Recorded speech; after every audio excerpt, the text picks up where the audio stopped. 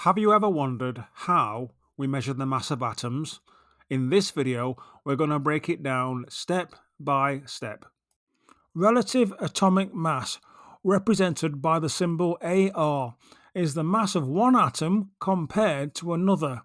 But how do we decide which atom to compare it to?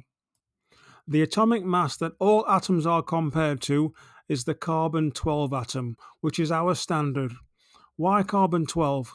Because it's measurable, very stable, and there is a lot of it. Here's an example. If an atom is twice the weight of a carbon-12 atom, it would have a relative atomic mass of 24. If we take a look at the periodic table, we can see that the element with a relative atomic mass of 24 is magnesium.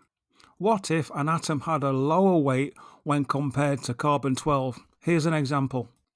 If an atom had only half the weight when compared to carbon-12, it would have a relative atomic mass of 6. If we take a look at the periodic table, we can see that the element with a relative atomic mass of 6 is lithium. So next time you hear about relative atomic mass or atomic mass, remember it's all about comparing to carbon-12.